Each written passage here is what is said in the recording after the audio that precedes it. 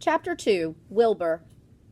Fern loved Wilbur more than anything. She loved to stroke him, to feed him, to put him to bed. Every morning as soon as she got up, she warmed his milk, tied his bib on, and held the bottle for him. Every afternoon, when the school bus stopped in front of her house, she jumped out and ran to the kitchen to fix another bottle for him. She fed him again at supper time and again just before going to bed. Mrs. Arable gave him a feeding around noontime each day when Fern was away at school.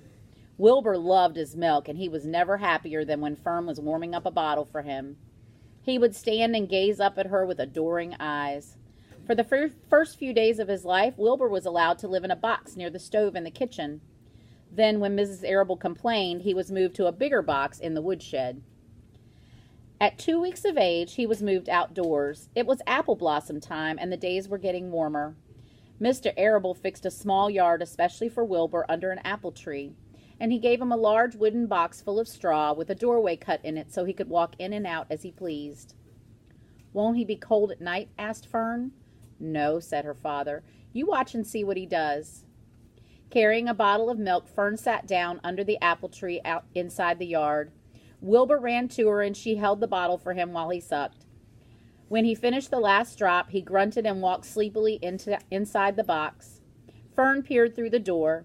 Wilbur was poking the straw with his snout. In a short time, he had dug a tunnel in the straw. He crawled into the tunnel and disappeared from sight, completely covered with straw. Fern was enchanted.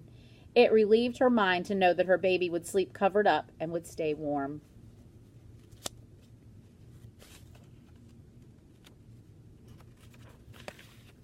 Every morning after breakfast, Wilbur walked out to the road with Fern and waited with her till the bus came. She would wave goodbye to him, and he would stand and watch the bus until it vanished around a turn. While Fern was in school, Wilbur was shut up inside his yard. But as soon as she got home in the afternoon, she would take him out, and he would follow her around the place. If she went into the house, Wilbur went too. If she went upstairs, Wilbur would wait at the bottom step until she came down again. If she took her doll for a walk in the dog carriage, Wilbur followed along. Sometimes on these journeys, Wilbur would get tired, and Fern would pick him up and put him in the carriage alongside her doll. He liked this, and if he was very tired, he would close his eyes and go to sleep under the doll's blanket. He looked cute when his eyes were closed because his lashes were so long. The doll would close her eyes too, and Fern would wheel the carriage very slowly and smoothly so as not to wake her infants. One warm afternoon, Fern and Avery put on bathing suits and went down to the brook for a swim. Wilbur tagged along at Fern's heels. When she waded into the brook, Wilbur waded in with her. He found the water quite cold, too cold for his liking. So while the children swam and played and splashed water at each other, Wilbur amused himself in the mud along the edge of the brook. There it was warm and moist and delightfully sticky and oozy. Every day was a happy day, and every night was peaceful. Wilbur was what farmers call a spring pig, which simply means that he was born in the springtime. When he was 5 weeks old, Mr. Arable said that he was now big enough to sell and would have to be sold. Fern broke down and wept. But her father was firm about it. Wilbur's appetite had increased, and he was beginning to eat scraps of food in addition to milk.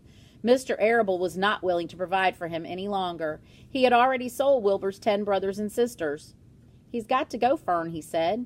"You've had your fun raising a baby pig, but Wilbur's not a baby any longer, and he's got to be sold." "Call up the Zuckermans," suggested Mrs. Arable to Fern. "Your Uncle Homer sometimes raises a pig, and if Wilbur goes there to live, then you can walk down the road and visit him as often as you like." "How much money should I ask for him?" Fern wanted to know. "Well," said her father, "he's a runt. Tell your Uncle Homer you've got a pig that you'll sell for $6 and see what he says." It was soon arranged. Fern phoned and got her Aunt Edith, and her Aunt Edith hollered for Uncle Homer. Uncle Homer came in from the barn and talked to Fern. When he heard that the price was only $6, he said that he would buy the pig. Next day, Wilbur was taken from his home under the apple tree and went to live in a manure pile in the cellar of Zuckerman's barn. And that's the end of chapter 2.